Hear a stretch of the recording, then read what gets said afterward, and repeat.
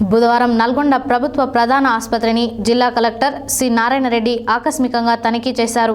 ఈ సందర్భంగా పురుష, మహిళా వార్డులు, ల్యాబ్, ఎమర్జెన్సీ వార్డులను సందర్శించి వైద్యం కోసం ఆసుపత్రికి వచ్చిన పలువురు రోగులతో మాట్లాడారు.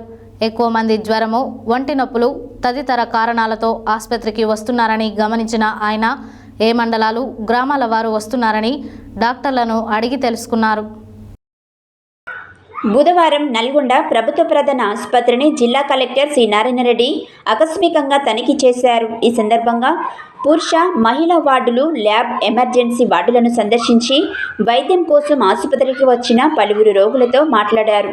ఎక్కువ మంది జ్వరం, వంటి నొప్పులు తదితర కారణాలతో ఆసుపత్రికి వస్తున్నారని గమనించిన ఆయన ఏ మండలాలు, గ్రామాల వారు వస్తున్నారని డాక్టర్లను అడిగారు.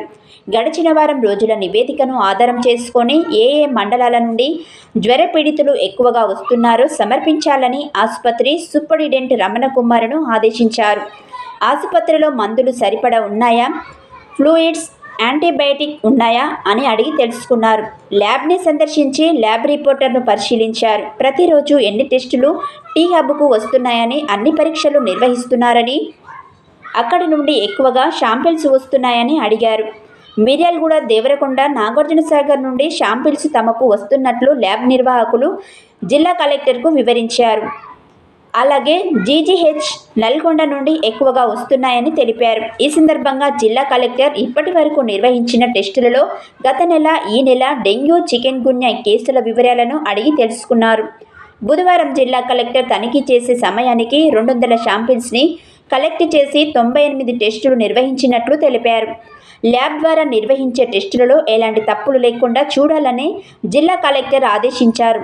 టీ హబ్ నిర్వాహకులు, ల్యాబ్ సిబ్బందితో సమావేశం ఏర్పాటు చేయాలని ఆసుపత్రి సూపరింటెండెంట్ను ఆయన ఆదేశించారు.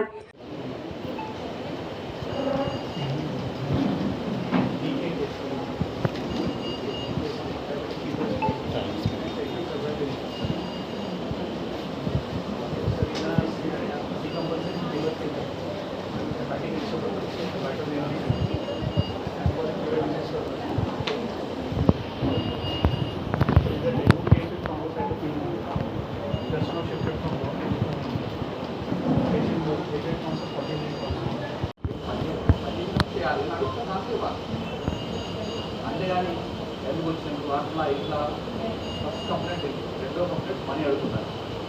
50 రూపాయలు, 100 రూపాయలు అస్సలే మంచి కాదు. పోతలేదు, ఇంకా అన్నీ వస్తున్నాయి. ఇంట్లో కట్టి ట్రై చేస్తున్నారు. ఎందుకు పోలేదు?